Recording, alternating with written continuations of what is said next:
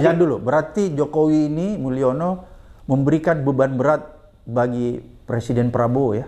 Kayaknya bukan cuma Mulyono ya Pak. Kita pernah bahas di sini loh. Oke. Sayang dia nggak mendengerin kita sih. Coba waktu itu dia dengerin kita Pak ya. Ya. Anaknya ini nih sekarang kan jadi masalah. Oke. Emang Tuhan tuh nggak tidur, saya bilang juga. Loh kita lagi anteng-anteng di Rusia Pak. Ya. Aku pas bangun, deng, apa nih fufu fafa, cia.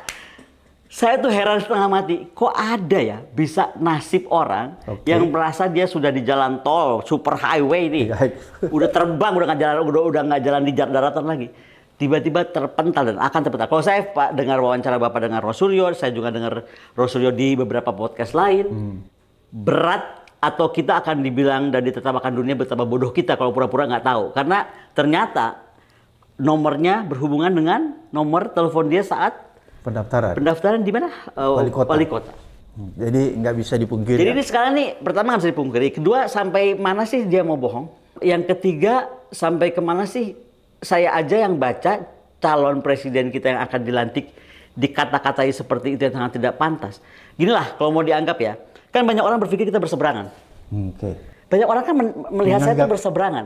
Padahal dari awal saya bilang, kita bahas di sini kan. Ya, Ibu Koni kan bersahabat ya dengan Pak Prabowo. Saya nggak bersahabat lah, tapi paling nggak saya nggak ada masalah.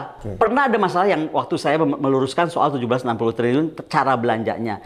Dan beliau orang yang sportif, saya dipanggil waktu itu ke Kementerian Pertahanan, ada Pak Dasko, ada Pak Sahroni. Dan kita berdiskusi, dan akhirnya nggak dibelanjakan juga 1760 triliun itu. Artinya apa? Beliau mendengar dong. Nggak lama dari itu saya kena COVID. Saya kena COVID yang berat Pak, yang Delta kalau nggak salah namanya. Dan saya itu harus di karantina full di Rumah Sakit Angkatan Udara di Halim. Itu beliau dari Prancis Pak, itu kirim saya obat. Pak Prabowo tuh orangnya kayak begitu kan, memang dia sama kucing aja dia care apalagi sama orang. Care ya.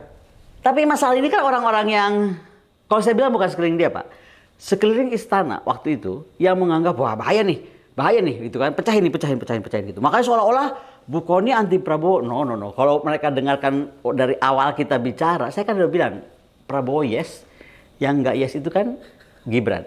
Dan sekarang saya nggak tahu Pak Jokowi nonton ini nggak ya? Kalau dia nonton harusnya dia nyesel dunia akhirat Pak. Kalau aja dia diem waktu itu dengerin kita ya, kan nggak separah ini Pak. Sekarang lebih malu mana? Lebih malu dulu dia mundur, anaknya nggak jadi masuk, daripada udah sampai tinggal mau dilantik nih, seluruh dunia ahli-ahli IT semua mempersoalkan kita 1-2 aja Pak, jangan anak yang lain. Katanya anak yang di jauh di Mato itu juga ada masalah. Anak yang kemarin juga gara-gara hamil ada masalah. Yang ini aja deh. Ini gimana Pak?